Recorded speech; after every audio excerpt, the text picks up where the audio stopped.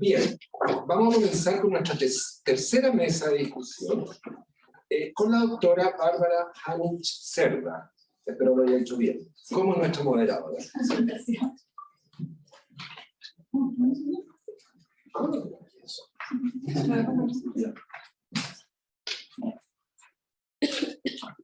buenas tardes, soy Bárbara Hanich-Cerda. Voy a ser la moderadora de esta tercera mesa que se llama Estudios de Gran Escala a Nivel Internacional.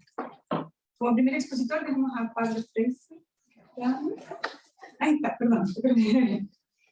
Quien por cerca de una década se desempeñó como analista en la Organización para la Cooperación y el Desarrollo Económico para el estudio Teaching Online International Studies TALIS, en donde se desarrolló marcos conceptuales, cuestionarios y análisis en torno a la labor docente. Pablo es doctor en Políticas Comparadas en Educación por la Universidad de Pensilvania y sociólogo de la Pontificia Universidad Católica de Chile. Está especializado en temas de formación, prácticas y condiciones laborales docentes desde una mirada comparativa internacional. Lideró el reciente estudio sobre bienestar docente en la OCDE, actualmente incorporado a la prueba. Dejo a Pablo con su presentación Desarrollo profesional docente, una mirada internacional comparativa de diferentes condiciones.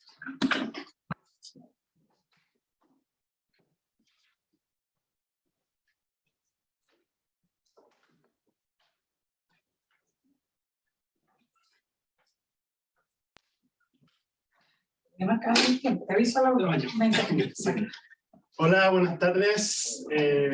Muchas gracias a la universidad, muchas gracias a Fabián por hacerme esta invitación a este espacio bien único, o sea, es bien único, esto es un poco una pasarela de moda, me siento bien observado en verdad, pero único en el sentido de que considero que estamos viviendo un momento preocupante respecto a nuestra educación, y instancias como estas donde nos juntemos a examinar y reflexionar sobre ciertas temáticas de la labor docente es primordial. ¿Y a qué me refiero? A que existen problemas. Yo creo que estamos enfrentando una crisis que se refleja en titulares como estos. Falta de profesores, estos son algunos de los titulares que rescaté de este año, deserción, falta de alumnos que postulen a la carrera docente. Son estas unas reflexiones que hizo los rectores también. Y esto no es un problema solamente que está afectando a Chile. En Francia están sucediendo problemas similares, Estados Unidos también está afectando una crisis similar, Australia, Inglaterra y así otros países. Y al parecer, lo que pasó con la pandemia es que visibilizó una serie de situaciones respecto a la profesión docente y a la labor docente que llamó a tomar acción, o al menos discutir qué hacer para atraer docentes a la profesión y mantener a la profesión. Estos problemas, por cierto, han venido desarrollándose durante bastante tiempo. Pero hemos llegado a un punto como les digo, de crisis. Hay un problema de atraer estudiantes a la profesión y de mantenerlos. Pero no somos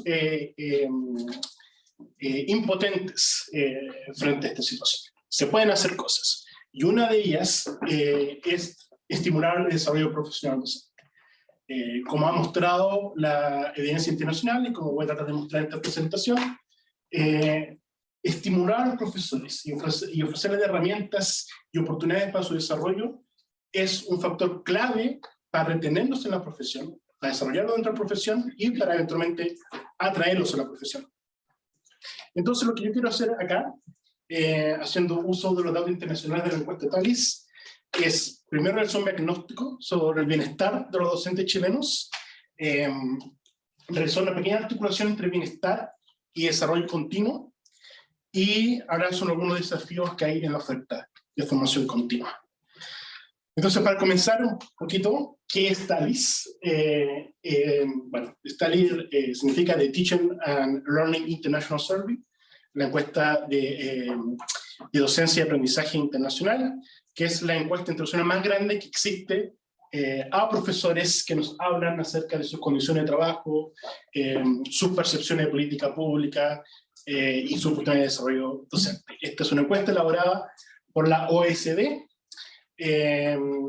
y ya se viene aplicando hace varios años. El 2008 fue su primera iteración, pero ya se ha aplicado el 2013, el 2018, y ahora va a haber un nuevo ciclo, el 2024, con más ya de 50 sistemas confirmados. Yo trabajé 7 años en esta encuesta con la OECD, llegué al final del 2013, tuve todo el 2018 y me fui ya a principios para el próximo ciclo 2024. Chile ha participado en esta encuesta de los 2013. Participó en el 2018 y va a participar en el 2024 también. El caso chileno, 1963 docentes de séptimo y octavo básico contestaron esta encuesta y 169 directores. Esto es una muestra representativa de séptimo y octavo básico.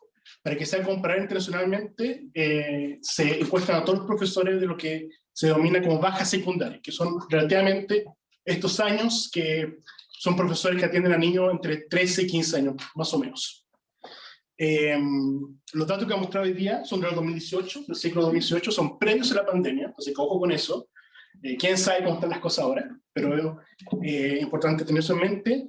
Y voy a mostrar la comparación con muchos países, pero si usted está interesado en la región de Latinoamérica, los otros países latinoamericanos que participaron fueron Brasil, no un país, pero una entidad, la Ciudad Autónoma de Buenos Aires, Colombia y México. Entonces empecemos con un dato que me parece sumamente relevante. Le preguntamos a los docentes qué estén valorizados, si se sienten valorizados por la sociedad, si encuentran que la profesión docente es valorizada por la sociedad. Y estas son barritas que representan el porcentaje de profesores que dicen que están de acuerdo o muy de acuerdo que sí, la profesión docente está valorizada en la ciudad. Si ustedes miran a los países de alto rendimiento educativo, como Singapur, Corea, Alberta, con el Estado de Canadá, o Shanghái, China, y Finlandia, más del 60% de los docentes dicen que sí, la profesión docente es valorizada por la sociedad. En el caso de chileno, en el 2018, tenemos 15% de los profesores dicen que la profesión docente es valorizada en la sociedad, que es una disminución del 2013. Acuérdense que esta encuesta también hicimos en 2013. En 2013 el 34%, esto disminuyó básicamente a la mitad. Un 15% de los docentes dice que está siendo valorizado. Esto claramente alarmante, como ustedes pueden ver, nosotros estamos en la colita final de los países. Y alarmante también por esta disminución, que llama la atención porque estos son los mismos años donde se introdujo la reforma de la carrera docente. Uno pensaría que eso hubiera sido un estímulo de mayor valorización, pero no se ven reflejados en estos datos. También le preguntamos a los profesores qué tan estresados se sienten en su trabajo. Las varitas rojas son los docentes que dicen que se sienten muy estresados, que experimentan mucho estrés. En promedio en la OECD, en todos los países miembros de la OECD, un 18% dice que se siente muy estresado. Chile está ahí con un 20% de que dicen que se sienten mucho estrés. Quiero recalcar que estos son docentes que dicen que tienen mucho estrés, porque uno puede decir, bueno, todos experimentamos algo de estrés en nuestro trabajo, pero estos son profesores que ponen en la encuesta la cajita máxima, es decir, mucho, no hay más arriba que eso. Entonces, 1 de cada 5 profesores en Chile dice que tienen mucho estrés. Y si comparamos con otros países en el sistema de Latinoamérica, estamos para el final, solamente igualar un poco con Colombia. Pero los profesores mexicanos, los profesores de Buenos Aires no están tan estresados según lo que reportan como nosotros. ¿Por qué? ¿Qué hay detrás de este estrés? Bueno, también le preguntamos a los docentes, ¿cuáles son las causas de este estrés? Pero antes de eso, ¿por qué tenemos que importar el estrés? Porque es un predictor para dejar la docencia. Este gráfico muestra que aquellos profesores que dicen que experimentan mucho estrés, es más probable que señalen que quieren dejar la docencia en los próximos 5 años. Y por otros estudios sabemos que decir que quiere dejar la docencia es un tremendo predictor de dejar la docencia. Entonces, esto es un dato que hay que tomar en cuenta. No es que un profesor que está estresado, no es una cosa como, bueno, estamos todos estresados. Es un indicador de algo que hay que tomar acción. Ahí está Chile. Y bueno, acá como les había dicho, están las fuentes de estrés. Acá hay toda una lista de cuáles son las causas de estrés que les preguntamos a los docentes. Entonces les quiero mostrar a nivel internacional cuáles son las principales causas de estrés según los docentes. Esto en promedio internacional de la OECD. 49% de los profesores dicen que tener demasiado trabajo administrativo es fuente de estrés. Tener mucho que corregir, 41%. Y ser considerado responsable del rendimiento de los estudiantes. Bien interesante, 44%. Causa de estrés. Estas son las tres principales. Lo voy a mostrar ahora a Chile, porque esto era el promedio internacional. Le voy a mostrar los resultados de Chile. Chile también considera que estas son tres prioridades, pero la forma que están jerarquizadas es diferente. La principal fuente de estrés son los profesores chilenos, 57%, es ser considerado responsable del rendimiento de los estudiantes. Muy interesante, esto es una anomalía comparado con otros países. ¿Por qué los docentes chilenos, tantos profesores chilenos, reportan que eso es fuente de estrés?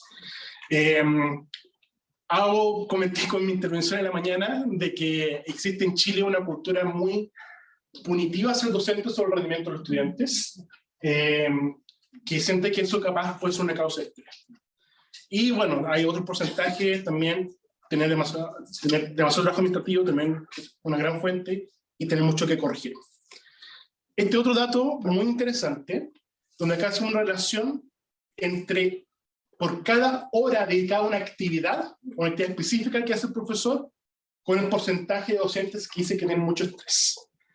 La línea azul es la cantidad de horas que el docente pasa haciendo clases, solamente clases de aula. Si ustedes se fijan, por una hora más no aumenta demasiado el número de profesores que sienten estrés. O sea, es una razón un poco inelástica. Hacer una hora de clases no va a aumentar tanto el porcentaje de profesores estresados. Pero fíjense en otras tareas como trabajo administrativo, la barra verde. Es mucho más sensible. Una hora más se laxa, o sea, sube considerablemente el porcentaje de profesores estresados. ¿Qué quiere decir esto? Que no todas las tareas son iguales para causar estrés de los docentes. Una hora adicional de clases para el profesor no le reporta tanto estrés como una hora adicional de trabajo administrativo.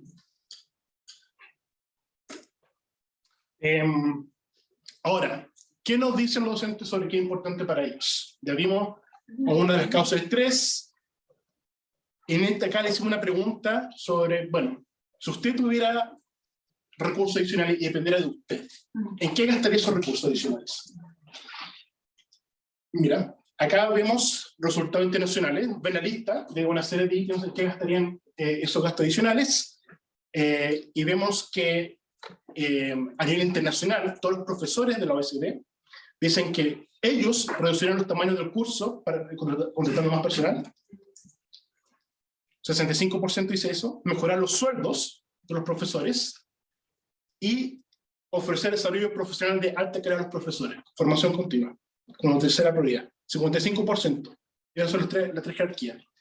Pero acá hay un fascinante, venimos a Chile. Voy a hacerlo rapidito porque, para no arruinar sorpresa. 90% en Chile, 90% de los profesores chilenos dicen que ellos gastarían en formación continua. Sí, está bien, 89% en sueldo, no ignoremos eso. Está bien. Pero comparen, por favor, la diferencia entre el promedio de la OECD y de otros países, 55% con Chile, 90%. También Chile es una anomalía en este caso. Esta cantidad de profesores en Chile que dicen, si usted me diera dinero extra, yo lo gastaría en desarrollo profesional. O sea que claramente un interés, motivación, para ellos desarrollarse. Y esto yo creo que desperfila un poco ese mito que hay sobre que los docentes son demasiado autointeresados, lo único que les interesa es cómo siempre pelean por ganar más dinero. Repito, sí, hay un tema ahí, no digo que no existe, pero también ellos están muy interesados en mejorar, en querer aprender, en desarrollarse. Acá estos datos lo muestran claramente. Entonces veamos cuántos profesores en Chile participan en formación continua. Acá le preguntamos cuántos profesores participaron en formación continua previo a los 12 meses cuando respondieron la encuesta. En promedio lo se ve muy alto, 95%. Chile es alto también, ¿eh? Es 87%, lo que es alto. Pero comparativamente con todos los otros países que participaron en el estudio, están en la colita final. Y más bajo que los otros países latinoamericanos, lo cual hace también interesante. Parecido a Brasil solamente. Y le preguntamos a los docentes cuáles son las principales barreras para participar en la formación continua. Entonces acá ven el listado, nuevamente vamos a ver el promedio internacional en la OECD. Las principales causas son el desarrollo profesional interfiere con mi horario laboral, no existen incentivos para participar en el desarrollo profesional, y el desarrollo profesional es demasiado costoso económicamente. Esas son las principales razones, donde se concentra la mayor cantidad de profesores. Chile. El principal motivo, 67% dice que el desarrollo profesional es demasiado costoso económicamente. Es la opción que concentra mayor respuesta. Después, que no existen incentivos para participar, o que el desarrollo profesional interfiere con su horario laboral. Otros elementos que me llaman la atención, realmente en comparación con el promedio de la OECD, es que no se ofrece oportunidades adecuadas. No existen cosas que sean pertinentes para mí. 60% dice que eso es la cosa. Falta apoyo al empleador, 61%. Otro dato nuevo es con un gran contraste con el promedio de la OECD. Vamos a analizar un poquito más profundo este tema de por qué no hay una oferta adecuada.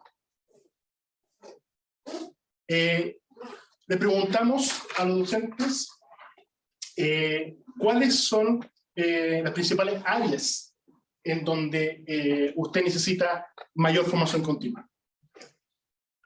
Y era una lista muy grande, entonces lo tengo que reducir a las 3 prioritarias que se mencionó en Chile. Enseñar a estudiantes con necesidades educativas especiales. Enseñar en un entorno multicultural o multilingüe. Y comunicación con personas de diferentes culturas o países. Esas son las principales razones. Este es el promedio de la OECD, le quiero mostrar. Ahí. ¿Se me cambió Chile? ¿Dónde está Chile? Ahí se llama, la banderita. Ya. En Chile, 38%, comparado con el 22% de la OECD, que necesitan cursos para enseñar a estudiantes con necesidades educativas especiales. 34% comparado con 15% enseñan en entorno multicultural o multilingüe. Comunicación con personas de diferentes culturas o países, 26%. Como se dan cuenta, en general, todos los países latinos están como tienen mayores profesores que dicen esto. Y es una cosa muy particular en los países latinos. ¿Por qué? ¿A qué se debe esto? ¿Por qué dicen que estas son las áreas que necesito?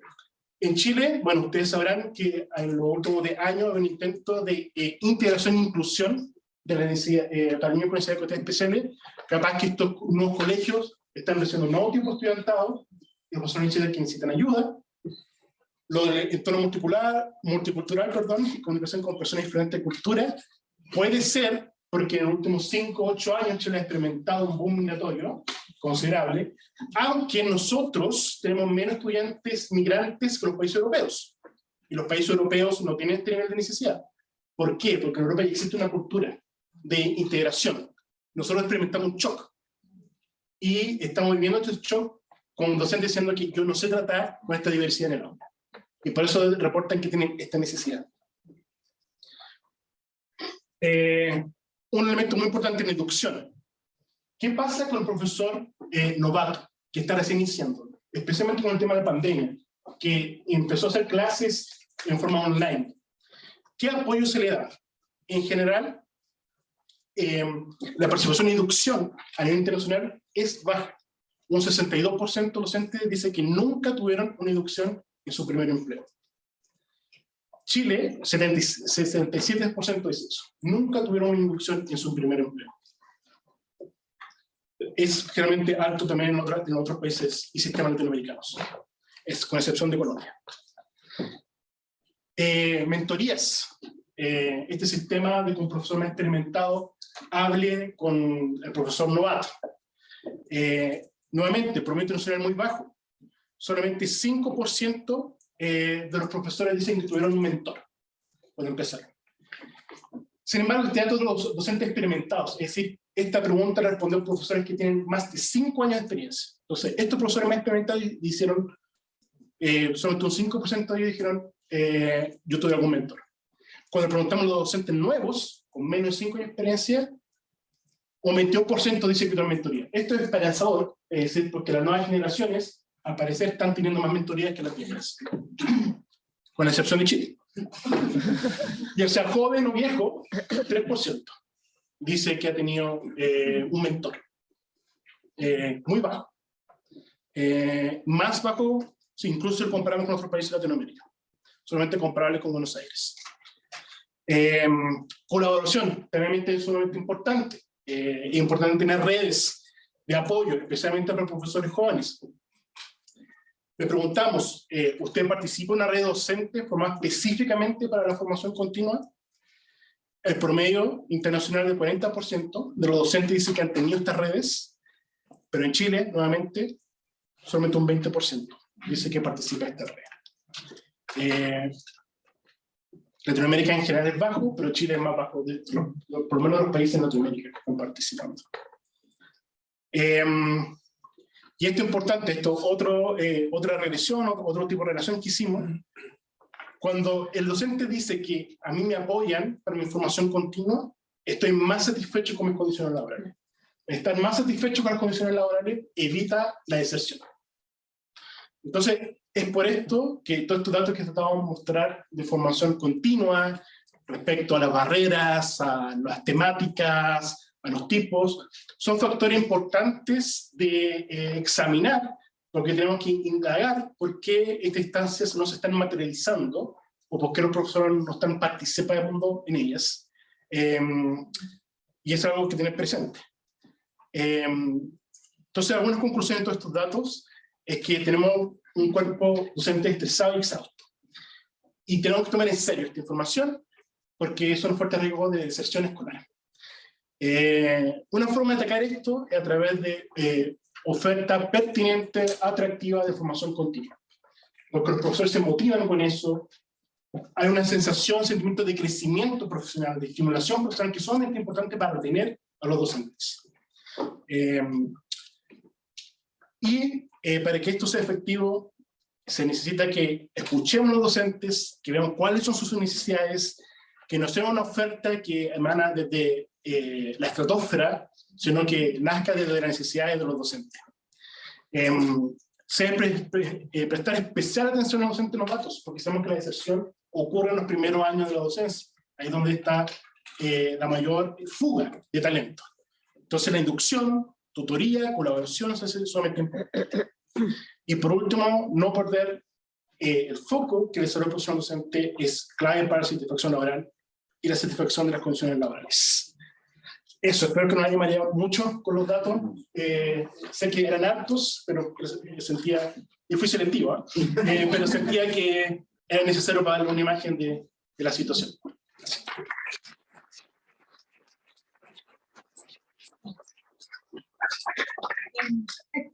Muchas gracias, Pablo, por entregarnos esa mirada internacional del desarrollo profesional docente.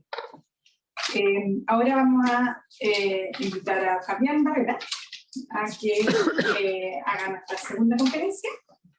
Él es profesor asistente de la Escuela Psicología de la Universidad de Santos y director del Laboratorio de Innovación y Psicología de Educación. Fabián es doctor por la University College London Institute of Education y postdoctorado por el College for International Interdisciplinary Educational Research, the Layman's Education Research Network de Alemania. Es magíster en Psicología Educacional de la Pontificia Universidad Católica de Chile y psicólogo de la Universidad de Chile. Desarrolla proyectos de investigación sobre bienestar socioemocional para el aprendizaje, convivencia y confianza escolar y desarrollo profesional docente. E imparte docencia en Psicología Educacional y Metodología de Investigación. Ha publicado libros, capítulos de libros, reportes y artículos de investigación a nivel nacional e internacional. Su presentación se titula ¿Es el desarrollo profesional un recurso efectivo para los docentes en Chile? ¿Bien? Está tuyo. Y te llevo el tiempo por si necesitas. Si lo necesitas.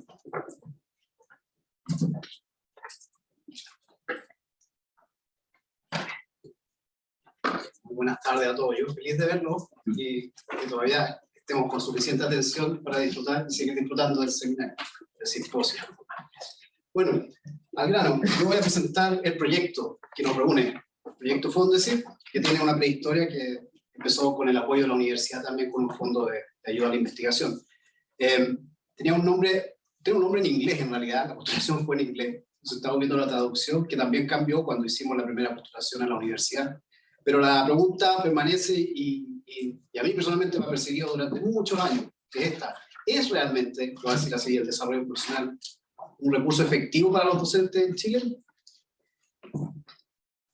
Para poder abordar esta pregunta, yo les anticipo, bueno, tengo solo la oportunidad de contarles del proyecto. Hay como un avance preliminar que está anunciado en el programa, pero manejar la expectativa realmente es el resultado de un primer año, de un arduo trabajo. En este momento también tengo que aprovechar de agradecer a Micaela, que ha sido la coordinadora del proyecto también, y ese arduo trabajo también se debe mucho a esa contribución, así que gracias Micaela también.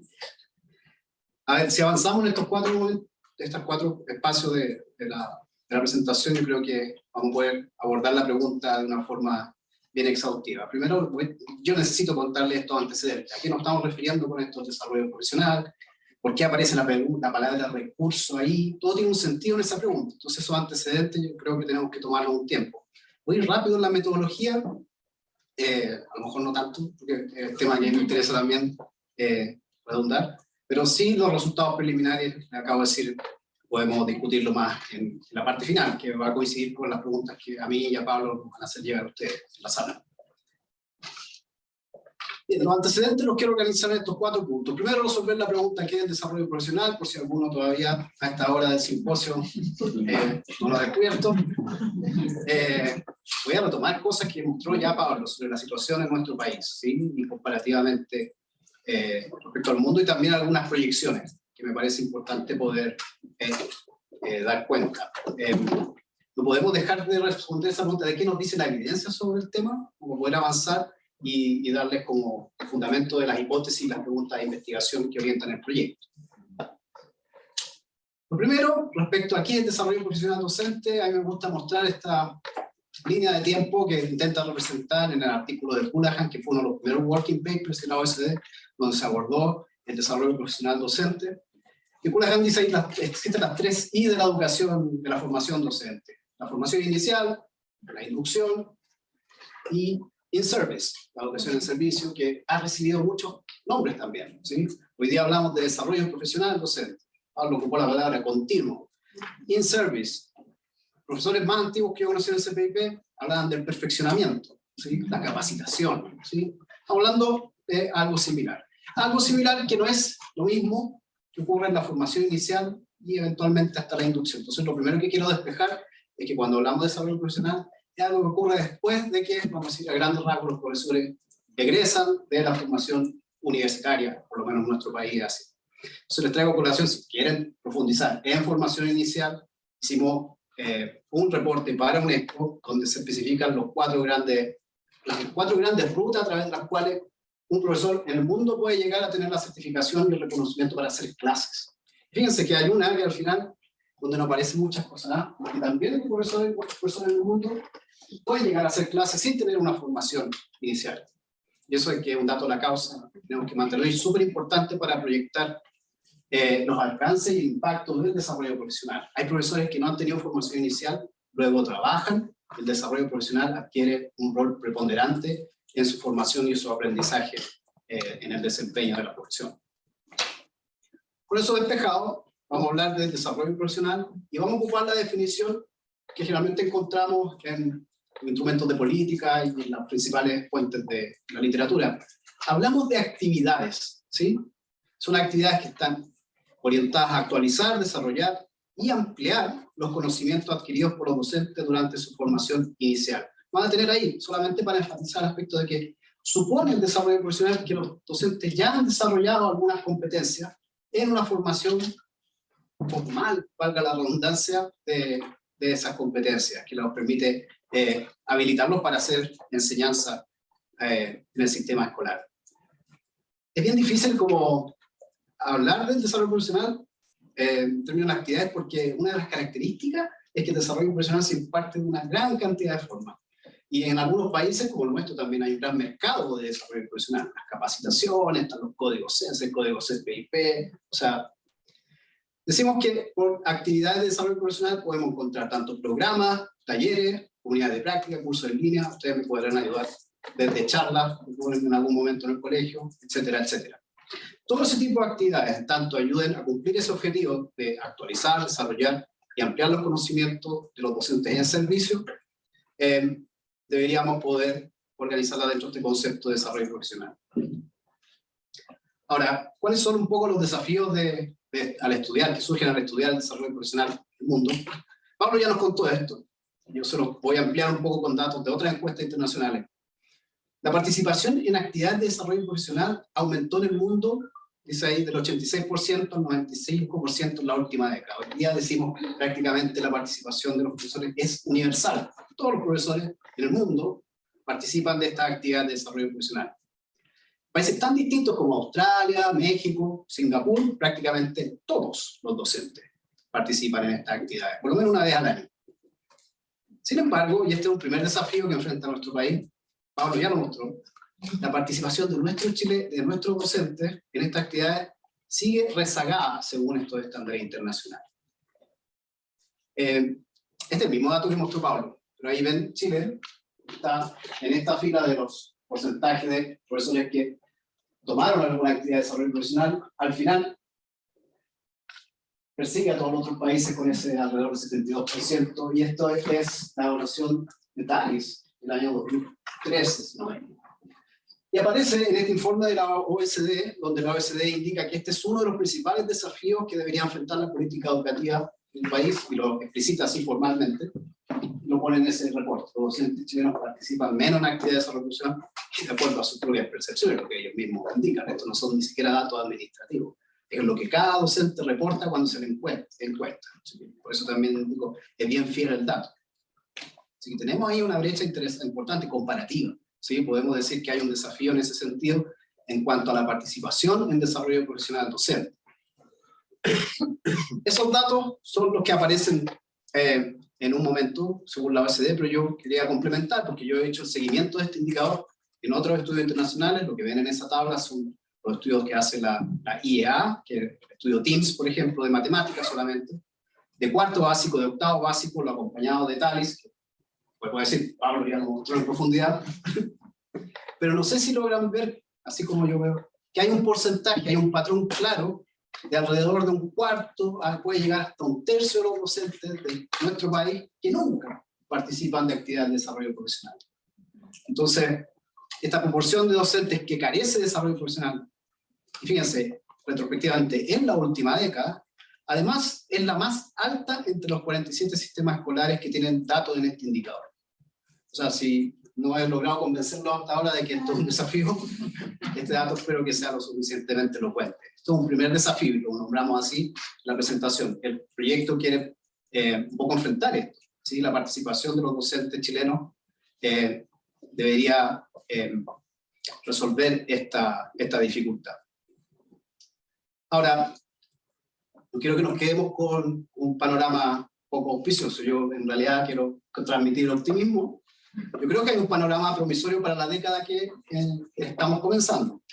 Por tres razones. De hecho, hay un argumento que se construye así. En primer lugar, porque se ha registrado una preocupante disminución en la matrícula de formación inicial docente en los últimos años. Y este a lo mejor puede ser el argumento más débil, pero permítanme seguirlo. Yo anticipo un efecto de cómo eventualmente en los próximos años va a ir disminuyendo la dotación docente. Va a ser más probable que esos docentes que permanecen en el sistema tengan más oportunidades de participar de estas actividades. Por sí solo yo creo que no va a resolver el problema, ¿sí? Debería ese proceso acompañarse de estos otros dos mecanismos, que son los mecanismos que las nuevas legislaciones están impulsando. El primero de ellos, que hoy en día en Chile, desde 2016, contamos con una ley de desarrollo profesional docente, que ha rápidamente enmarcado distintas opciones de política, entre ellas la inducción. Desde 2016 en adelante, con gradual implementación, se ha hecho un derecho para los docentes que entran a trabajar en el sistema escolar el tener un mentor certificado por el sistema formal. Eso no existía antes. ¿sí? Y a través de eso yo siento que también esta actividad de desarrollo profesional, partiendo de esta cultura de inducción que va a ir paulatinamente involucrando a los docentes, se va a ir articulando con las actividades de desarrollo profesional que ya el CPIP desarrolla y que van a estar fortalecidas también por esta legislación. Y en tercer lugar está el efecto de la Ley de Educación Pública, ¿sí? Que a mi modo de ver va a pasar a ser el principal motor que va a impulsar la participación del desarrollo profesional a través de los planes territoriales locales de desarrollo profesional. Y para terminar un poco la idea, hasta ahora la participación sí que estuvo alguna vez centralizada, era desde arriba hacia abajo, el CPIP, nuestro centro de perfeccionamiento, que tiene una larga tradición también en nuestro país, ha ido orientando esas políticas, pero con la nueva ley de educación pública, lo que se intenta hacer es mover esto desde abajo hacia arriba. Esto está empezando ya a funcionar a partir de diagnósticos que se hacen de necesidades de desarrollo profesional, de docentes, de territorios, de localidades específicas, y a partir de eso se intenta satisfacer esa demanda, y bueno, lo que es esperable es que al tener ese diagnóstico se pueda satisfacer universalmente la demanda de cada servicio local. Ahora, los servicios locales están avanzando paulatinamente, no han dejado de tener tropiezos en su implementación. El plan original era, si ustedes saben, poder absorber la matrícula de los colegios municipales, gran parte, entiendo casi todos los colegios subvencionados, a esta nueva forma de administración, que a grandes rasgos, para los que no saben, es como reunir comunas, municipalidades, ¿sí? Para el ejemplo, que puede ser cercano, de Barrancas, que reúne Cerro Navia, Locado y Pudahuel, ¿sí? Entonces, antes existían las direcciones o las corporaciones de cada una de esas municipalidades. Hoy en día existe un ente, una unidad que agrupa eso y que va a ir creciendo. Cada una de estas comunas, las 340 y tantas comunas de nuestro país, van a terminar agrupándose en estos nuevos servicios locales de educación, ¿sí? Son como las autoridades locales de educación, y como decía, hacia una meta que ahí me pueden ayudar. Entiendo que al 2025 deberíamos haber tenido ya los 70, creo que eso ya varios, ¿sí? Se frenó un poco. Pero, digamos, al 2030, ¿por qué no? Bueno, ese es el primer desafío. Yo creo que hay que poner un ojo en la participación, pero ya hay políticas que lo van a estar abordando el problema de la participación. Yo creo que la principal preocupación que los chilenos deberíamos empezar a tener ahora es esta, es que conforme va a ir aumentando la cantidad de oportunidades de desarrollo profesional por estas legislaciones, tenemos que empezar a preocuparnos por la efectividad o la calidad de esas actividades de desarrollo profesional. Esto es como la frase, como para aumentar el acceso sin comprometer la calidad y la eficacia del desarrollo profesional, humildemente decimos que tenemos que empezar a innovar basándonos en la evidencia. Ese es como un camino claro que tenemos, por lo menos desde el laboratorio. Ahí surge la pregunta, ¿qué nos dice la evidencia? ¿Sí? Desarrollo profesional docente es un área de investigación dentro de la formación docente. Hay una literatura específica que, a ver si alcanzo en 3 puntos de contarles qué es lo que dice en una sola lámina esa evidencia a nivel mundial. En primer lugar, la evidencia sobre el desarrollo profesional indica que hay algunas características, este año le agregué la palabra mecanismos, de programas que se sabe son de alta calidad. Es que miren, orden, porque cuando yo hice mi tesis de doctorado hice un análisis de esas características que son las que aparecen en la primera flecha ahí, el foco, el aprendizaje activo, que son las características que se estudiaron profusamente en Estados Unidos desde el programa Eisenhower. Se identificaron con encuestas de gran escala cuáles eran las características que tenían las actividades de desarrollo profesional según la percepción de los docentes, que hacía que fueran de alta calidad, y que además en muchos casos demostraron que estaban relacionados con resultados de aprendizaje de los estudiantes, sobre todo en matemáticas y ciencias.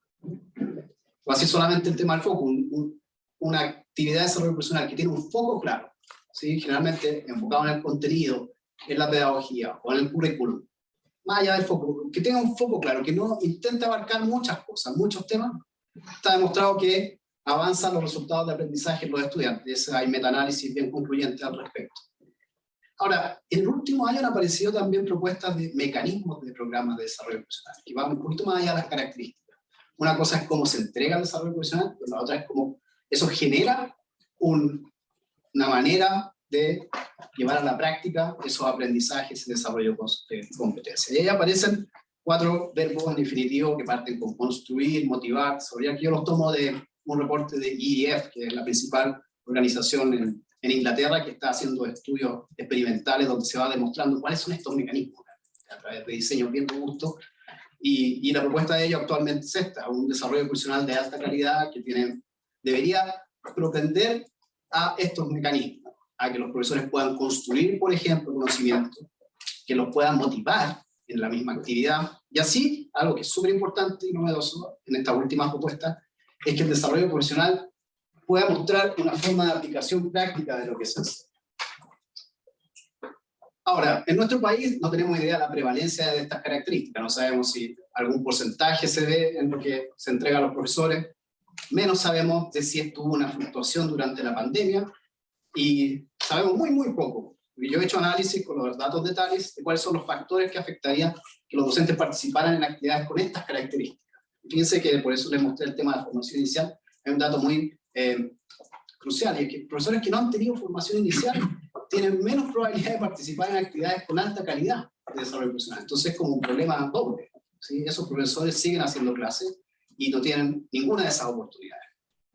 Segunda área son programas que transforman las actitudes de los docentes. Si hay algún objetivo que se plantea el desarrollo profesional de transformación, debería en primer lugar enfocarse en cambiar estas creencias que hablamos mucho en la mañana, ¿sí? Tiene una razón un poco de sustentabilidad de los cambios, porque a lo que se opta al final del día es poder mejorar los aprendizajes de los estudiantes, y sabemos que hay todo un mecanismo a través de las prácticas pedagógicas que tienen que cambiar, pero antes que cambie eso debería cambiar algo los docentes. Hoy día decimos, el desarrollo profesional tiene que ponerse este objetivo, cambiar ese algo que serían las actitudes.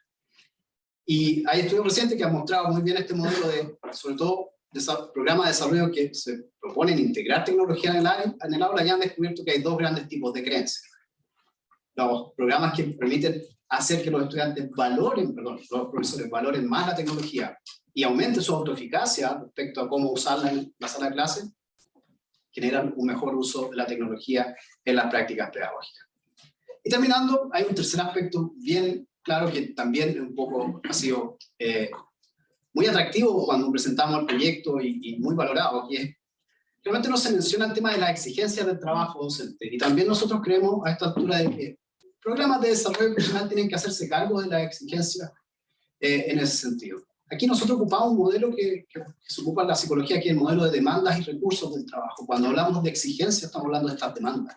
Son estas tareas que requieren un esfuerzo sostenido de los docentes. Solamente voy a nombrar una que mencionó Pablo, que es tener en la sala de clase alumnos con necesidades educativas especiales. Eso cambia la energía que tiene que poner el docente al entregar una clase. Y afortunadamente, a través de este modelo aplicado en educación, ya están bastante bien descritas cuáles son esas principales exigencias en el mundo. Así que, si sabemos bien cuáles son las exigencias que generalmente enfrentan los docentes en su trabajo,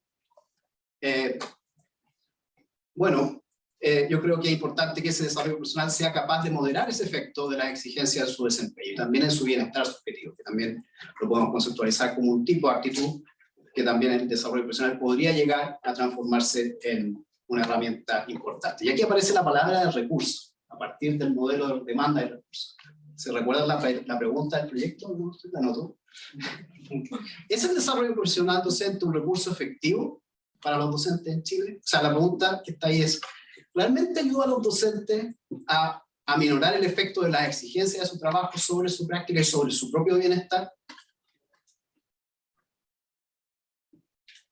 Las preguntas de investigación del proyecto son básicamente dos. La primera está enfocada en el primer desafío. Lo que intenta buscar es cuáles son las características que explican que los profesores no participan.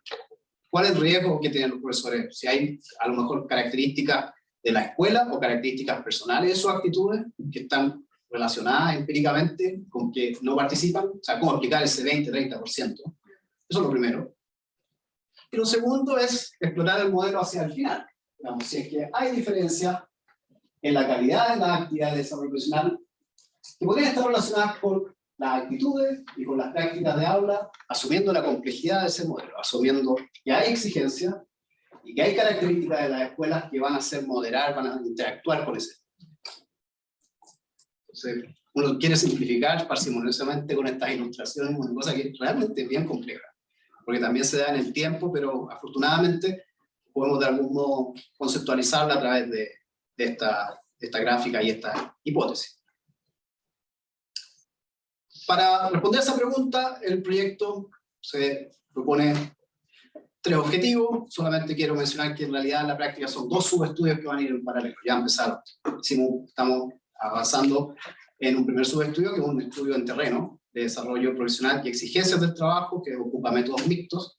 Y un segundo subestudio lo estamos enfocando al análisis retrospectivo de de los datos de las encuestas internacionales que incorporan estas variables para tener como una noción del panorama de este modelo en los últimos 10 años. Que miren en detalle para contarles, porque esto es como para mí interesante. Fíjense, en el primer subestudio tomamos una opción de partir el diseño mixto con una fase cualitativa. Nos pareció importante precisamente por el efecto de la pandemia y porque no se conoce mucho en Chile cuáles son las exigencias del trabajo, empezar a preguntarle directamente a los profesores cómo ha sido su experiencia de desarrollo profesional, usted participó o no participó, cuáles necesidades tuvo, etc. Inmediatamente en la entrevista era cuáles han sido las principales exigencias. Lo hicimos en 2 momentos, les voy a mostrar más detalles. ¿Para qué hicimos eso? Porque queremos completar el modelo que les mostré recién. Ya tenemos la oportunidad de empezar a validar, bueno, ya hemos desarrollado un avance en el marco del instrumento de medición que incorpora todas estas variables que ya están mencionadas en la literatura. Las piezas del puzzle que nos faltaban un poco eran estas de la parte cualitativa, sobre todo la de la exigencia. Entonces la idea, en este segundo momento que vamos a empezar a trabajarlo este año, es poder llegar a validar un instrumento que permita medir todas estas cosas. La calidad del desarrollo profesional, la actitud, las prácticas de aula y las exigencias. De modo de poder validar de ese modo, con datos transversales por lo menos, el mismo modelo. Queremos ir un paso más allá.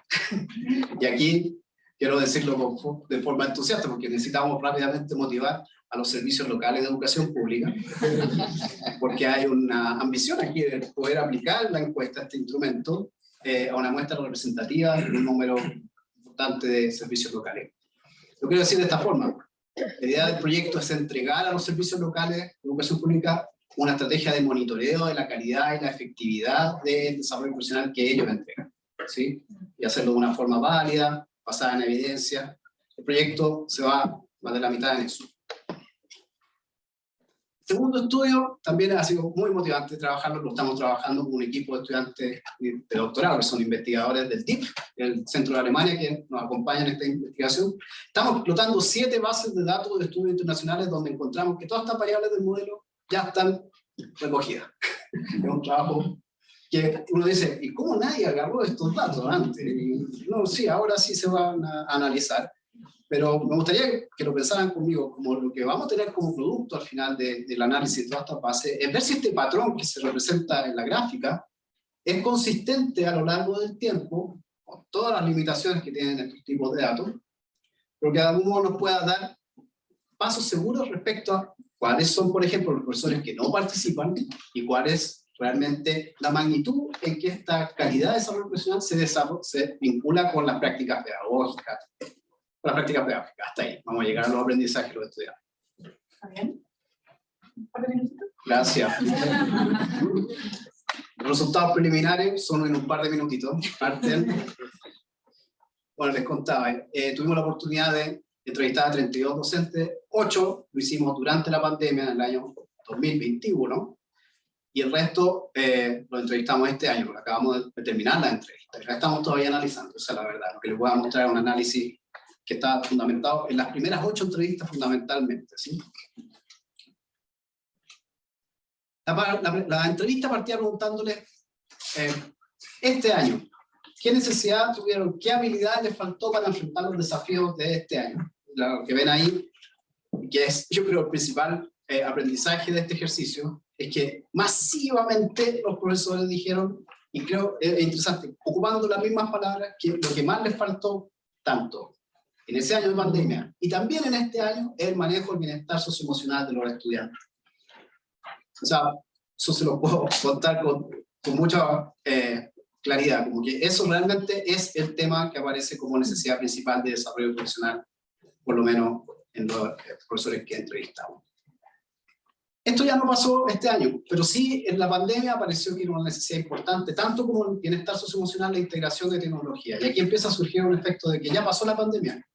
Es como que hay cosas que ahora ya no son tan necesidad. Es interesante notar que estas necesidades también varían, son dinámicas. Y también, como vemos a continuación, los determinantes de acceso pueden variar. En este caso, esta idea que, pucha, las palabras están un poco intrincadas, pero encontramos que hay una mitad de profesores que se autoseleccionan, que son los profesores que van voluntariamente a inscribirse y pagan un diplomado, etcétera, pero hay otra mitad que nos mandan a desarrollo profesional, la participación obligatoria. En la primera entrevista, la de la pandemia, no encontramos profesores que no hubiesen participado. Habíamos encontrado todos, habían participado. Pero este año, como aumentamos un poco la muestra, ya encontramos algunos profesores que no habían participado, y eso es congruente con lo que muestran los datos. ¿Sí? Siempre van a haber profesores que no participan. Entonces el acceso todavía es importante analizarlo, porque cada vez que analicemos la calidad, la valoración, por ejemplo, tenemos que tomar en consideración que hay profesores que participan porque quieren, profesores que participan porque no quieren a lo mejor, y eso cambia, ¿sí? Hay que saber analizar. Y en la pandemia particularmente se valoró mucho, o se consideró, se percibió como una forma de acceso al desarrollo profesional, algo que no es exactamente desarrollo profesional, que recibe otro nombre, que es aprendizaje profesional entre pares, que es el aprendizaje que ocurre de forma informal dentro del espacio escolar. Decimos la palabra informal como que define eso, como estar con un profesor, entra al sistema escolar y encuentra a alguien con más experiencia, sin necesariamente tener un programa de inducción. Es como el efecto de participar de la misma sala de profesores, ¿sí?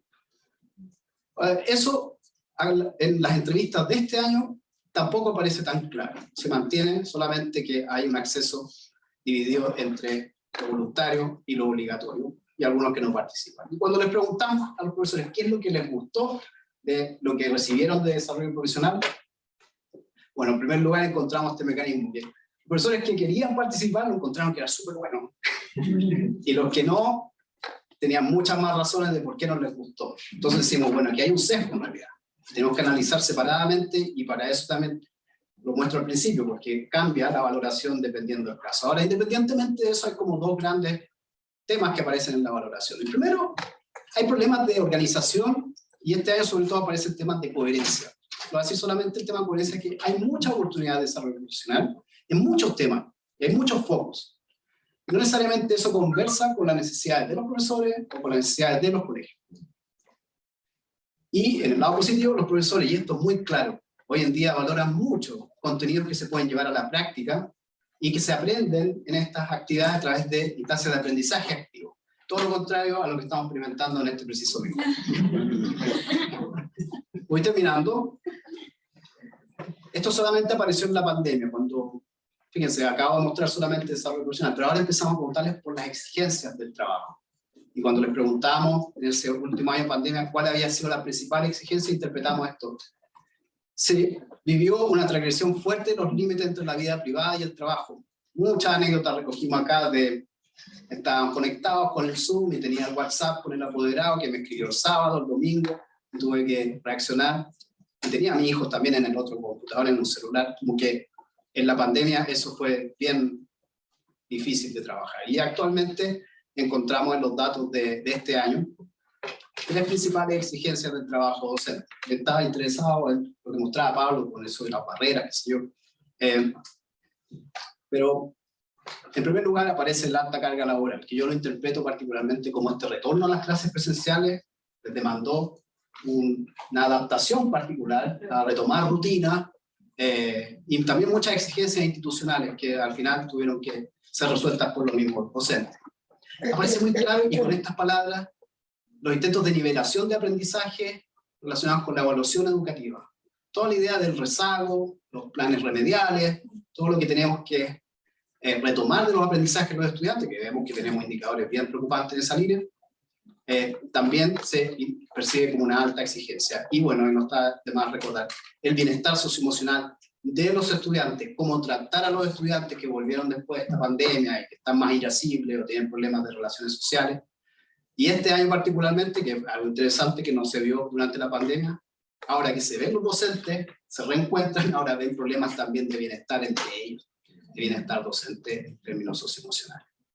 ¿Por qué hacemos las entrevistas? Porque queremos complementar el modelo, que lo vamos a probar estadísticamente, y lo vamos a incluir todas estas categorías, estos temas en la encuesta. ¿Sí? Por eso nos dimos ese tiempo este año de poder definir exactamente qué es lo que vamos a preguntar en la encuesta para saber en el caso de nuestro país cuáles son las exigencias que deberíamos estar mirando para poder analizar el efecto del desarrollo profesional y responder a esta pregunta. Muchas gracias.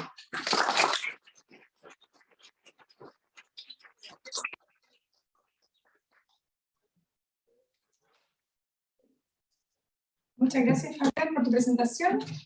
Te agradecemos que puedas acompañarnos hoy. A continuación, al igual que en las otras mesas, vamos a tener 20 minutitos para poder atender a las preguntas.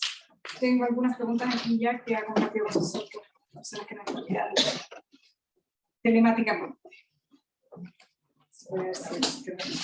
Para Pablo, cuando se habla de mentores o de redes de profesores, ¿se incluye solo la mentoría y redes formales o se incluyen también las redes informales? Te doy la palabra. Sí, bueno, esos son dos datos diferentes. Uno es haber tenido un mentor o tutor. Y eso se refiere específicamente a la definición que se da ahí de otro profesor que acompañe al docente.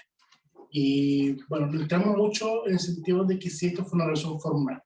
Que me preguntamos si que esta figura existió o no. Pero en ese caso, en Chile solo un 3% dice que esa figura existió. Respecto a las redes formales, esa específica pregunta, los datos que mostré de colaboración, específicamente se refería a colaboración formal, porque era un tipo de colaboración que era diseñada como una forma de desarrollo profesional. Existe otra pregunta sobre colaboración como de manera más informal, que no mostré en este caso, pero sigue siendo bajo. Yo diría que el tema de colaboración en Chile es bajo, tanto ya sea formal o informal. Es más bajo con formal porque la colaboración formal requiere cierto nivel de estructura. Colaboración informal es como nos juntamos en el pasillo, discutimos el caso de un estudiante, oye, necesito ayuda con esto, ¿cómo hiciste tú? Esta unidad del currículum, ¿cómo lo pasaste tú? Como que eso es como informal. Entonces, colaboración formal requiere una estructura, es como juntarnos periódicamente, tener un horario, eso. Entonces, en ese sentido, no solamente en Chile, pero en general, los porcentajes de docentes que tienen eso es más bajo, porque requiere estructura, requiere tiempo, requiere organización. En Chile, tanto formal y informal, evidentemente. Fabián, tengo una pregunta para ti.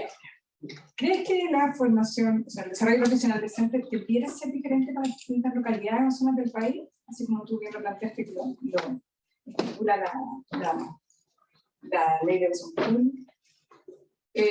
Y si es así, ¿cómo nos podríamos hacer cargo de esa diferencia? Yo creo que debería existir un balance, un equilibrio entre las necesidades de relevancia a nivel del país y las necesidades de pertinencia de cada localidad. En este caso, aplicamos cada servicio local pensando cómo va a ser el futuro.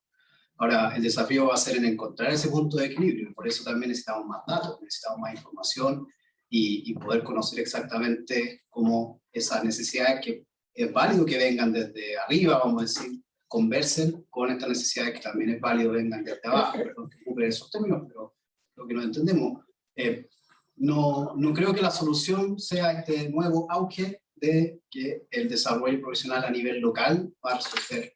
Porque también ocurre este fenómeno de que muchas veces a nivel local no se cuentan con suficientes competencias para poder satisfacer las necesidades de desarrollo de competencia de los docentes.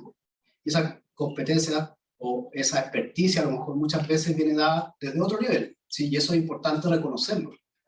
Sin hablar de las políticas gubernamentales, pero por ejemplo, como estamos en la universidad, no todas las universidades del país tienen la capacidad de poder apoyar estos programas de formación de desarrollo profesional en el mismo estándar, en el mismo nivel.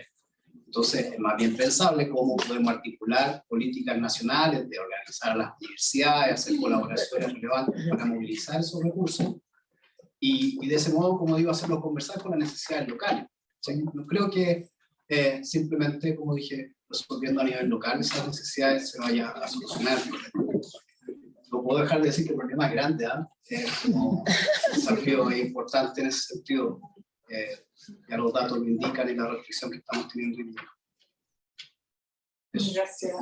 Está bien. Acá hay una pregunta que está para Pablo, pero yo creo que sería interesante escuchar la respuesta de ambos. ¿Qué creen ustedes que debiese incluir la inducción de un profesor novato? Mira, voy a traer una experiencia que fue mi primera experiencia profesional. El primer trabajo que yo tuve cuando salí de la universidad fue hacerle clase a alumnos de 4º año de pedagogía en la Diego Portal. Y saben, tenían la clínica, o sea, tenían que ir a la aula de clase. Y era un shock. Llegan traumados los pobrecitos, porque eran 3 años o 4 años de teoría, y después empezaron a la aula de clase. Y regresaban como, bueno, tenían que aplicar, no sé, José Vygotsky, lo tenían en la zona próxima de desarrollo, pero no podía controlar la clase, estaban entonces ya choqueados. Yo creo que una tarea importante en el caso chileno es esa transición donde necesitan ser acompañados a lo que es un poco un shock. O sea, no quiero, yo sé que shock está con eso negativa, pero yo creo que se debe tener como una parte natural del desarrollo profesional de cualquier profesional en la docencia. La docencia es una carrera de interacciones humanas y como tal es desgastante, porque hay muchos elementos emocionales, psicológicos involucrados. Y por eso ese acompañamiento inicial se hace crucial. Y por eso mismo la decisión, como dije antes, sucede en los primeros años de forma gravitante. Estados Unidos tiene una pandemia de donde casi mitad de los estudiantes se van los primeros 3 años. Es una cosa sorprendente. Por eso yo creo que la inducción debe tener un énfasis en este elemento de adaptación, transición, de acompañamiento, de cómo lidiar con esos elementos del aula que no puede haber sido contemplado en esa formación inicial, especialmente lo que es control, manejo de aula. Sí, rápidamente agregar, estoy muy de acuerdo con lo que mencionaba Pablo. Este es un área de desarrollo importante en la literatura de la formación de formadores, ya se habló anteriormente en distintas ocasiones. Hay dimensiones que se conoce actualmente, que estos formadores de formadores, que sería un poco la aplicación al caso de la inducción, esa persona que tiene más experiencia y puede entregar algo a alguien que viene entrando al sistema, tiene que cumplir con algunas condiciones, hay estándares también.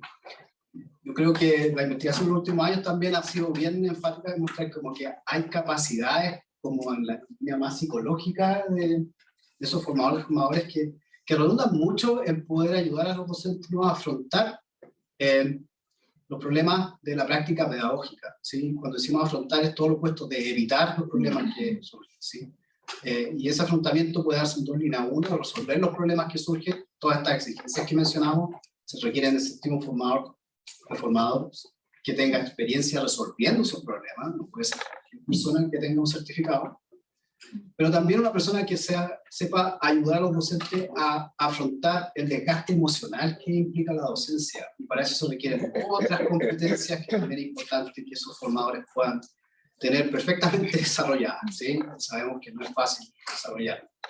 La estructura del afrontamiento yo creo que sirve mucho para pensar como esas dimensiones, y se puede también ayudar a que hayan políticas que certifiquen esas competencias a los formadores en esa línea, sobre todo ahora que terminamos la pandemia y se ha visto que este es un problema también importante a nivel nacional y regional. Gracias, Fabián. Gracias, Pablo. Abro el micrófono. ¿En quién se cae el micrófono? Carlos. Gracias. Antes de una pregunta que tengo, un comentario sobre la pregunta de docentes noveles y el proceso de inducción. Hay una parte muy importante, creo yo, del proceso de inducción, de introducción, de iniciación de los docentes noveles a la profesión. Si entendemos la profesión no solamente como un corpus de conocimiento, sino como una comunidad. Entonces me parece que una función básica de la inducción docente de los docentes noveles es ciertamente aminorar el shock, por supuesto, ¿no? Y desarrollar competencias, pero es un poco como la bienvenida a una comunidad de práctica, a una comunidad de aprendizaje, a una comunidad digamos, en la que los que más saben comparten con los que menos y al revés, ¿no? Pero decir que esa noción es muy importante, pero presupone una. Entonces, de ahí un poco la idea de transformar el desarrollo profesional docente hacia comunidades como las que mencionaba Fabián ahí en su presentación. Solamente ese alcance de margen. Y una pregunta bien breve para Pablo.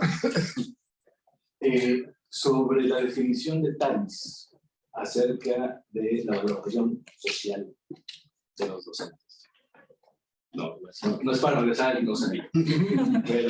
Pero, digamos, la encuesta pretende mirar la valoración social de las y los docentes, o de qué manera los docentes se perciben valorados socialmente, ¿con base en qué?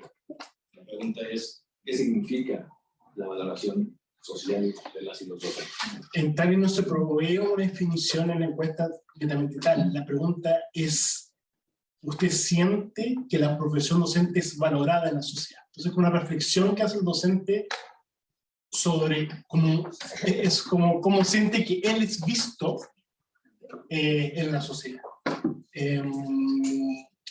Y hay otro dato que donde hay un desglose donde preguntamos por diferentes agentes, por el gobierno, por los medios de comunicación, por los padres. Lo divertido con ese dato, lo interesante es que entre más lejos se encuentre el actor del profesor, más considera el profesor que hay una visión negativa sobre él. Por ejemplo, él no cree que los padres lo consideren o no consideren que su estudiante piense que su trabajo no importa. Pero sí piensa que los medios de comunicación tienen una razón muy negativa. Sí piensa que el gobierno tiene una razón muy negativa.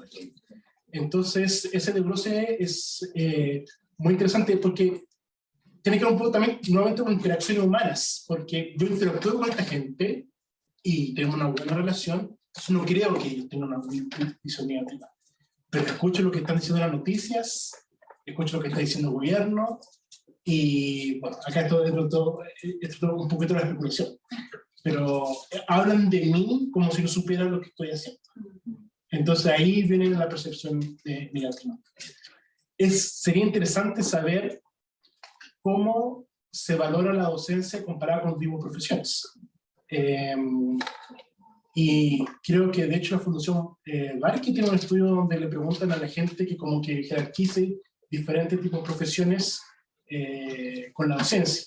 Y creo, si no me falla, porque es un estudio que hace mucho tiempo, que los profesores tienen una visión más negativa de la docencia que una persona común tiene sobre la docencia. O sea, cuando una persona que no es profesor, que es un ingeniero, dice, jerarquiza las profesiones, él generalmente pone la docencia más arriba que un profesor pone la docencia. Yo tengo una cosa muy interesante, pero levanten las manos, yo vi una mano levantando allá arriba y se desapareció.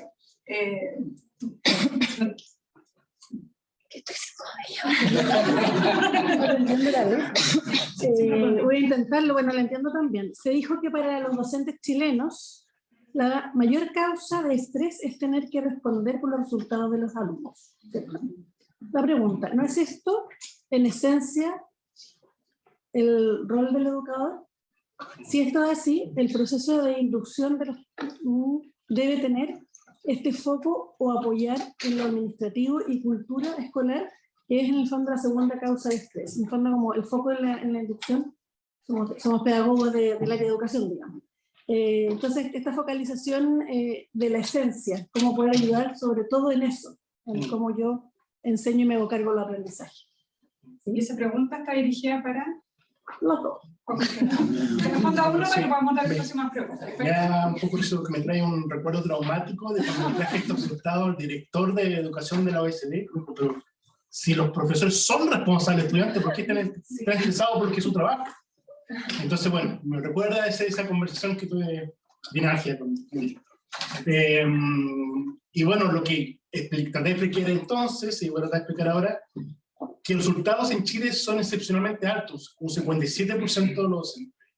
Y yo creo que tienen que ver por cómo se entiende o se ha conceptualizado esa responsabilidad. Yo creo que todos entendemos, todos los docentes en cualquier parte del mundo entienden que tienen una responsabilidad sobre sus estudiantes. Pero hay formas y formas de cómo se siente esa responsabilidad. Agarrando en parte lo que dijo Carlos, esto es una responsabilidad de la comunidad. Yo soy un actor, yo soy un actor, pero sabemos que es un trabajo de equipo. Hay un director, hay una comunidad de padres, hay un gobierno, que estamos todos haciendo esto para ayudar a ese alumno que tengo frente a mí. O me siento solo. Y yo tengo que atender a un niño, perdón un poco por la caricatura, pero esta es una situación que pasa.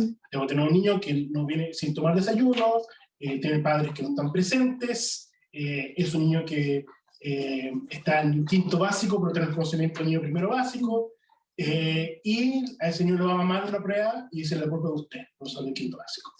Entonces, esa es la sensación de aislamiento. Es, yo creo, mi hipótesis, que explica estos resultados de por qué ser responsable de un alumno es una fuente de estrés. Y yo creo que esa cosa que me está creando todo a mí, y hay cosas que yo no controlo. Y eso se resuelve por adoptar una mirada más comunitaria de educación, una mirada más de participación en colectivo, con asistentes sociales, psicopedagogos, un líder escolar. Entonces siente ese elemento de que estamos todos juntos en esto. Psicología y educación juntos. Ahí va, un laboratorio. Qué bueno, mira, me van a levantar por acá. Paula es mi conflicto. Habla Isabel Locomil, profesora de enseñanza básica. Mi duda es con la parte de la instrucción.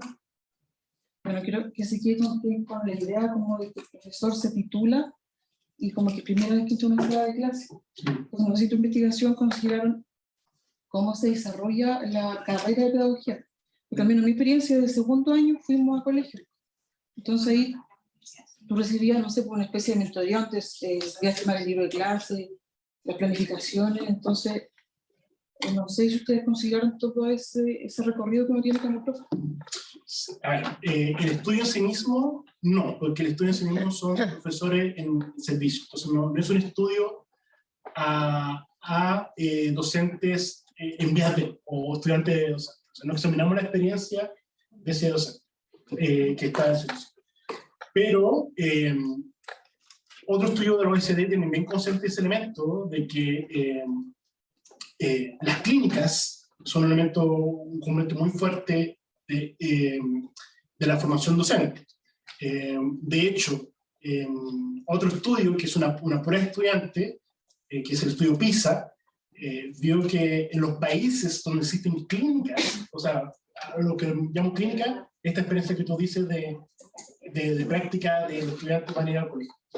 En esos países donde no hay fuertemente clínica, son países donde va mejor el estudiante.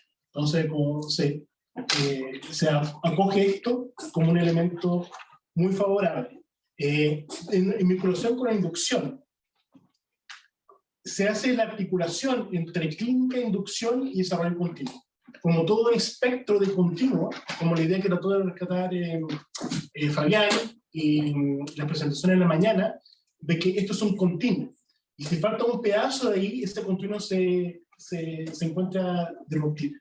Entonces se entiende que, sin duda, si tú tienes clínica desde muy temprano en tu carrera profesional, capaz que el shock a la hora de entrar sea menor. Pero al no tener inducción, también existe un elemento de aislamiento, de soledad, o acá estoy yo y no sé muy bien cómo manejarme con esto. Que puede ser potenciado y continuado si que existe esa inducción ahí. Son como diferentes niveles que si tú sacas una pieza, se te cae la proyección futura. Y nosotros tenemos, y capaz que Fabián sabe esto, porque él trabajó más contra el 2013, había una proyección de que cuál es la probabilidad de participar en la siguiente instancia si tú participaste en la previa. ¿Cuál es la probabilidad de participar en inducción si tuviste una buena formación inicial? ¿Cuál es la posibilidad de participar en formación continua si tuviste inducción? Y si se caen esos pedazos, la probabilidad es disminuye. Y por eso es importante en cada uno de estos casos. Puedo hacer una pequeña acotación, disculpa, ya que tengo bien plasmado. Yo que vengo de una carrera docente y te puedo hablar por mí, en una universidad que es privada, hay 3 fases. Es primero la práctica 1, práctica 2 y práctica 3. Pero tú hablaste de la universidad, ¿cuál era? Bueno, tú hablaste que solamente había una práctica final y los profesores llegaban choqueados. Eso ya hace mucho rato cambió y deben haber estudios sobre eso.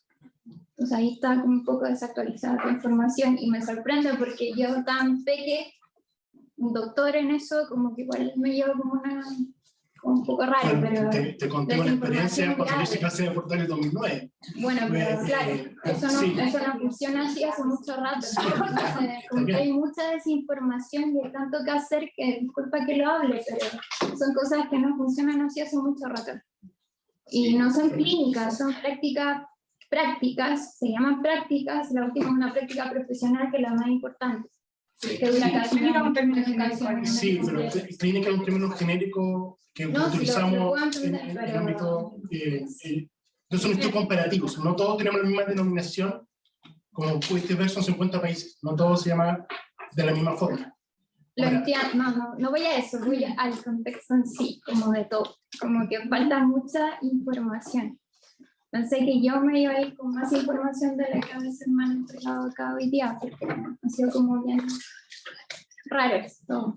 Sí, yo puedo recomendar, la primera lámina de mi presentación se aborda precisamente este tema, que lo dije muy rápido, lo vamos a despejar, no vamos a hablar de esto, porque esos son temas que aluden a la formación inicial y el vínculo entre la formación inicial y la inducción.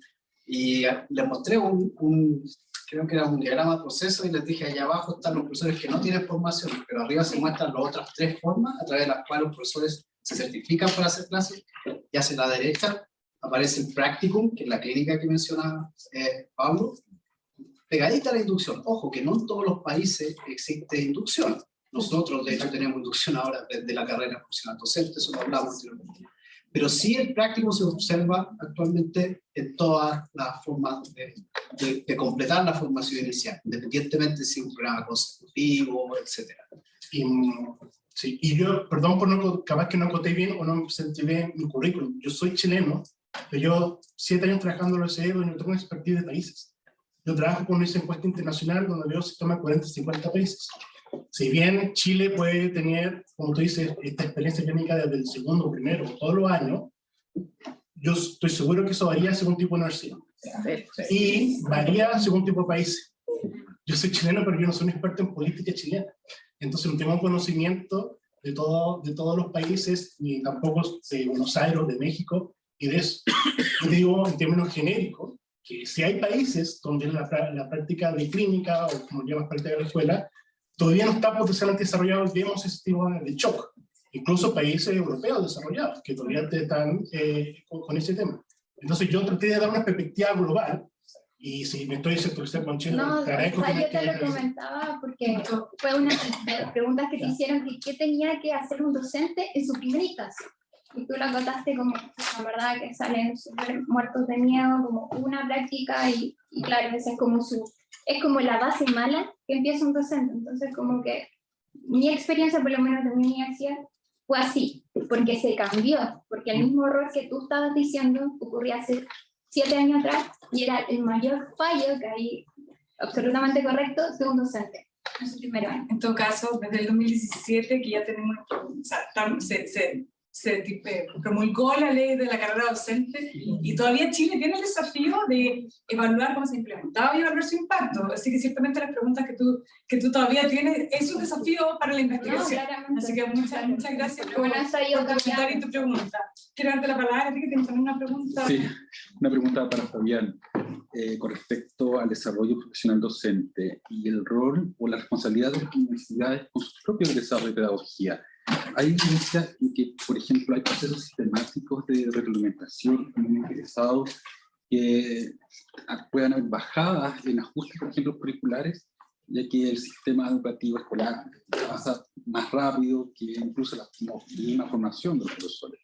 Sí, gracias por la pregunta. Que esta discusión sobre el rol de las universidades en el desarrollo profesional la tuvimos con el decano de la Universidad de Tarapacá, el decano de la Facultad de Educación y de Ciencia, que lo que veían ellos es como la universidad, sobre todo menciono el caso de Arica, porque a nivel local las universidades pueden brillar en esta área. Es como una oportunidad que veo gigante. Ahora, a tu pregunta, yo el único ejercicio que conozco donde se retroalimenta esta información de cómo van los egresados articulándose con las nuevas políticas, ¿sí? Son los ejercicios de acreditación de las carreras de pedagogía, donde se informa a través de los empleadores. Todos conocen más o menos ese tipo de información. No es un ejercicio específico de las carreras de pedagogía. Todas las certificaciones que cada carrera va siguiendo y la acreditación cumple también con eso.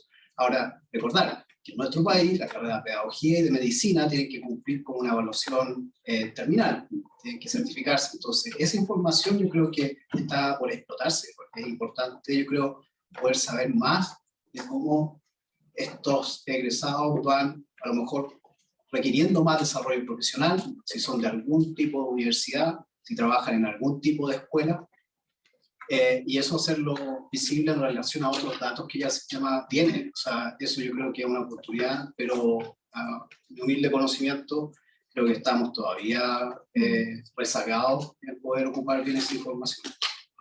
Esto complementando, hay algunas universidades que sí la usan para hacer ciertos remediales para estudiantes que imprimieron el test y están en quinto, pero no hay un seguimiento. Debiera haber. Sí. Perdón, yo Debiera debiera haber. Yo trabajaba en el Consejo Nacional de Educación justamente acompañando las carreras de pedagogía que entraban al proceso de supervisión por no haber acreditado. Y una de las exigencias que mandata la ley es que la carrera de pedagogía debe generar una evaluación inicial y luego la evaluación final, que hoy en día es la prueba EN, y entre medio tiene que plantear estrategias remediales. ¿Ya? Y eso lo hacen las carreras de educación que han acreditado, y las que no han acreditado y pasan un proceso de supervisión también tienen que hacerlo, y ahí se les acompaña en cómo hacerlo de manera más efectiva, poder sacar el jugo y hacer buenos programas remediales. Así que eso sí lo mandata la ley, se observa en los procesos de acreditación de las carreras de pedagogía, y aquellas que no lo hacen se los acompaña en poder lograrlo. Si tenemos los mejores instrumentos, es otra pregunta, que no sabría resolver, pero sí, al menos existe la intención del proceso y están los ojos por todo eso. Dale, Lucas. Mi pregunta es para Fabián, es sobre, tú en un momento hablaste de que es importante, probablemente vamos a ir pasando cada vez más a una fase donde, digamos, como el acceso a desarrollo profesional docente se va a volver mayor, y el foco debe estar puesto también entonces la efectividad. Y yo me pregunto como, ¿cuál es el rol de los efectos no deseados en esa efectividad? Porque muchas veces en educación miramos qué funciona y qué no, y en qué medida, qué sé yo, pero no tanto a qué costo. O por ejemplo, podemos decir, este fue un curso en el cual participó un grupo docente, un diplomado, y él logró mejorar, inventemos, las prácticas de la retroalimentación, pero a un costo en estrés súper alto. Y eso no lo saben porque no lo medimos, no lo estudiamos. Entonces, no sé si en tu proyecto hay algo contemplado acerca de los costos no deseados. Claro, no, con la nomenclatura de economía no. Pero, oye, gracias, Luca, porque es muy iluminadora la pregunta. Yo quisiera tomar la lista del tercer cuerpo de evidencia que fundamenta el proyecto, que es el tema de la exigencia, el modelo de demanda de recursos. Yo creo que una manera de ver eso es que, y que ha sido, de verdad, muy novedoso plantearlo cuando lo he presentado en otras ocasiones, y es decir, el desarrollo profesional tiene que apuntar a ser de calidad, cumplir con estas características, entregar lo mejor posible a los docentes para que logren su objetivo. Pero tiene que hacerse cargo también de las exigencias que ya tiene el trabajo. Entonces, yo me lo imagino así, si hay cursos que están orientados a forzar el diablo del arpa, a la solución de problemas, matemáticas, a desarrollar esas competencias de los docentes para que trabajen en las clases. Esas clases, también vimos, tienen niños con necesidades educativas especiales, niños que tienen mala conducta, de problemas de gestión del clima, etc. Una parte del programa, y permítanme, perdón, Farzán, ocupar el ejemplo de la... No sé dónde está la persona. O sea, yo imagino que un buen desarrollo profesional tiene que incluir un tiempo para poder conversar con los docentes, cómo esto que están aprendiendo. O sea, se puede hacer con ese tipo de alumnos, con esas condiciones. Eso yo creo que es algo que está por desarrollarse. Y yo creo que es una forma eficaz de prevenir, así primariamente, esos posibles costos. Tú no ocupaste la palabra, son externalidades. Efectos secundarios, no sé. Sí, efectos no deseados. Sí. Bueno, Fabián, Pablo, le agradecemos mucho por su pregunta.